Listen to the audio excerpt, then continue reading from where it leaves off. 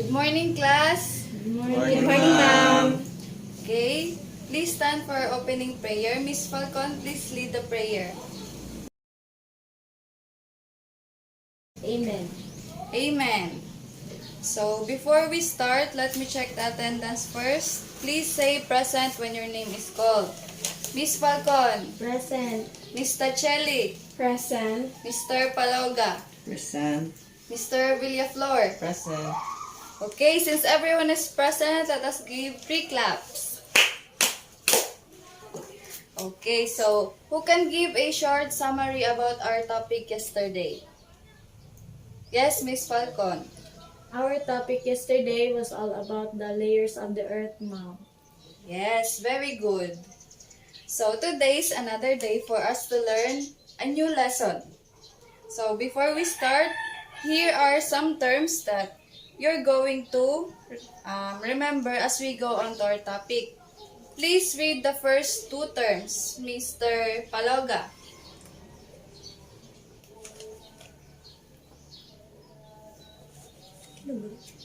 Organism is an organic living system that functions as a one individual entity. All organs are composed of cells. Sige, go on. Okay, thank you, Mr. Paloga. Let's proceed to the next 2 items. Who can read? Yes, Miss Falcon. Metabolism is a term for a set of chemical reactions that occur in the cells of living organisms to sustain life. Stimuli, a thing or event that evokes a specific functional reaction in an organ or tissue. Thank you, Miss Falcon. So those are the terms that you need to remember as we go on to our topic. So now for our opening activity, let us play a mini game. So I will give you some pictures and you need to give your observations by writing it on a piece of paper. Please pass. Okay, thank you. Are you all done? Yes, ma'am. Yes, ma'am. Okay, please pass your paper to the front. Thank you. Okay, very good, students. So, are you familiar with those pictures? Yes, Yes, ma'am. ma'am. So, based on your answers, what are your observations from the pictures? Yes, Mr. Paloga. It's about organism. Another. Flower. Yes, Miss Chele. It's about ISO and earth. Yes, very good. So, those pictures are related to our topic today. So, before we start, let me present to you our objectives. We have 3 objectives. Please read the first one, Miss Falcon. Identify the different characteristics of life. Next, Mr. Villaflor. Understand the importance of the characteristic of life. How about the last one, Mr. Chele? Demonstrate the characteristics of living things using various representations.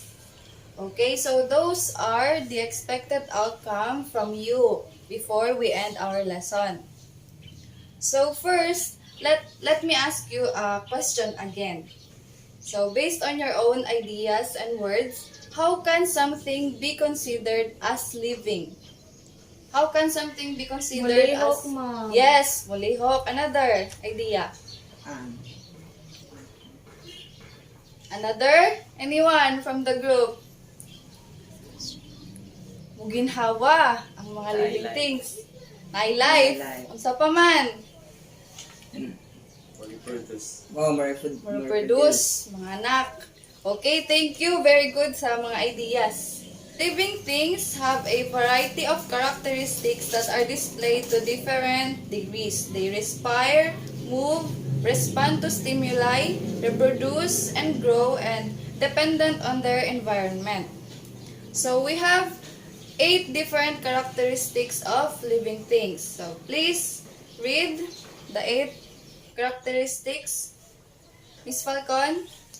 Cellular reproduction, growth and development, homeostasis, heredity, response to stimuli, adaptation through evolution, and metabolism, ma'am. Yes, thank you. So those are the characteristics that we are going to discuss in this topic. So first is the cellular organization. This simply means that living things are made of cells. Cells are the most basic unit of life. So who can give an example of cells? Egg cell. Yes. Another. Red blood cells and white blood cells from human. Yes. Very good. Another? Oh, none.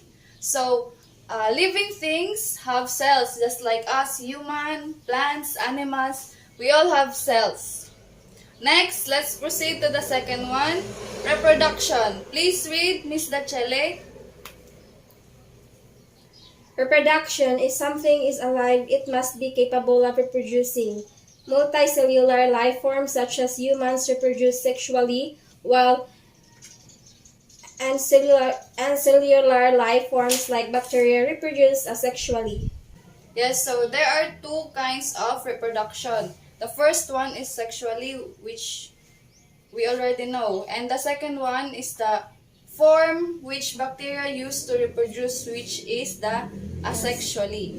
Next is metabolism. So what is metabolism? Metabolism. It is essentially a collection of chemical reactions occurring within the body or the cell. Okay, so I think we all know what is metabolism. Right? Yes, ma'am. Yes, so can describe metabolism in your own words. Anyone? Digestion. Digestion sa Yes, atong ma'am. human. Yes, Yes, we ma'am. digest foods for us to gain nutrients. Yes, ma'am. Okay, let's proceed to the fourth one. Homeostasis. Please read, Mr. Paloga. It is a term used in describing maintaining stable internal environment. So in other words, we can think about how our bodies maintain a constant body temperature or how blood sugar levels are consistent. So those are the examples of homeostasis. So let's proceed to the next one. We are all familiar with this because the word is heredity. So please read, Miss Falcon. Heredity. This means that our genetic information can be passed from one generation to another. Okay, so based on your own understanding, what is heredity? Kuan, ma'am, kanang manamana. Yes, pakintahay, namana nato ang atong ilong sa atong parents. Another example is our blood type. Okay, Sometimes, ma'am, sakit. yes. Sakit, yes, very good. That's also one of the kuan mamana nato, sakit o diabetic atong father. Kita pod na ay chances nga mahimong diabetic. So, okay, let's proceed to the response to stimuli. Yes, Mr. Villaflor. This is simply the reaction to an internal or external force. Okay, so this is very understandable. One example of this is when you touch a hot surface. Syempre, your body will react to the stimuli, which is the hot surface. So those are some of the examples. Who can give another example? None? Okay, let's proceed. Next is adaptation through evolution. Please read, Miss Falcon. Adaptation through evolution. Organisms that cannot evolve, cannot keep up with changing environments, become extinct. This is what we call natural selection. Yes, so as a living things, we adapt with our environment. Because if we do not adapt, there's a high chance that extinction will happen, which is very bad. Last, we have growth and development. Yes. Living things grow. To conserve resources, organisms reproduce with immature and small copies of themselves. Yes, we grow and develop because we are also living things, and plants, animals, and bacteria also grow just like us. Okay, So those are the 8 characteristics of living things. Do you have any questions? None, ma'am. Okay, so we are clear. Okay, since you don't have any questions, I will be the one to ask you one. So why is it important to understand the characteristics of life? Any idea? Yes, Ms. Falcon. Kuan ma'am kay maka-benefit man ta nila, maka-benefit pud sila nato through the anang atong iginhawa nga carbon, maka-benefit sila nya kita ug mo-consume ta nila. Yes, very good. Exactly. So, human uses of living things including animals, plants, fungi, and microbes take many forms, both practical such as the production of food and clothing, and symbolic as in art, mythology, and religion. So, as a human being, we also need them, the living organisms, for us to survive. So, we are important because we are also part of the living things. So, since you are all familiar with the characteristics of living things, let us have an activity. So, this row will be the group 1, group 2, group 3, and group 4. So, each group will have different activity. For the group 1, you have to create or draw at least 3 pictures that represent a characteristic of life. It's your choice. In the group 2, you have to come up with a skit to show a characteristics of life without using any words.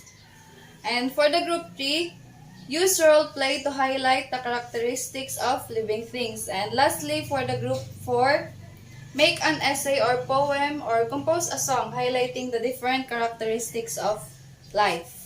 So, did you get it? Yes, ma'am.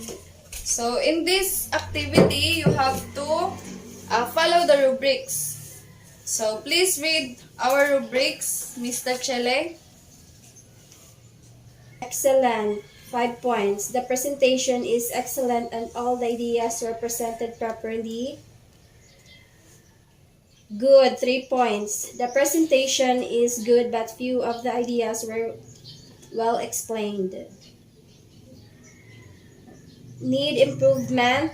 The presentation is weak and the ideas were not presented properly. For the participation, please read Miss Falcon. Participation, excellent, 5 points. All the group members participated in the activity. Good, 3 points. Some of the group members participated in the activity and needs improvement, 1 point. Only the leader did the activity. Last, for the clarity, please read Mr. Villaflor.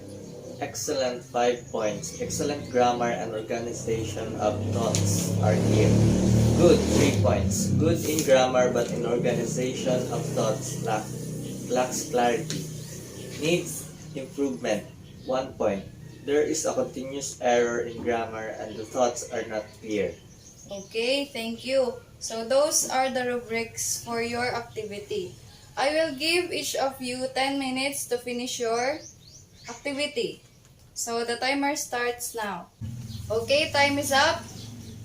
Please present all groups.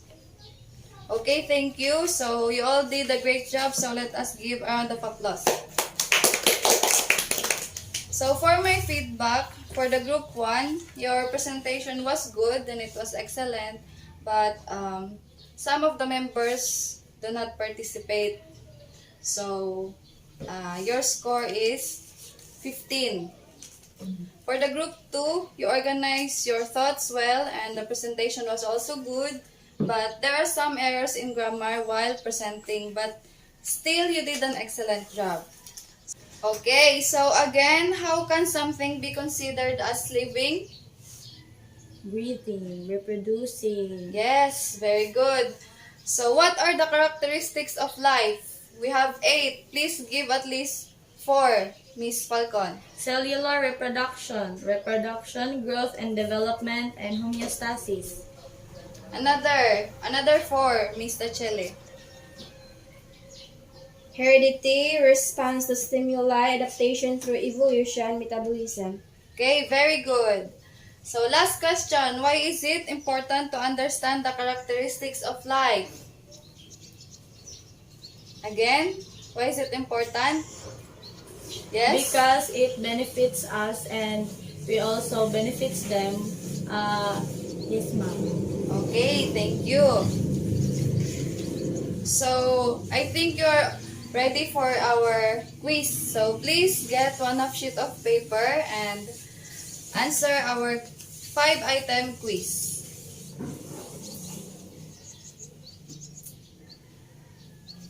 This is a time-bounded quiz, so you have 1 minute per item. Timer starts now.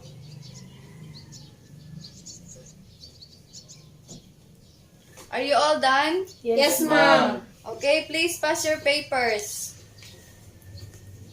Thank you. So, this ends our topic. For tomorrow's meeting, you have to bring the following materials. Recycled materials such as plastic bottles, carton, eggshell, beads, scratch papers, glue, scissors, and 1/4 illustration board. So those are the items that you have to bring next meeting. So thank you again, class, for attending our meeting. See you tomorrow and goodbye. Bye, ma'am. Goodbye, ma'am. Thank you, ma'am.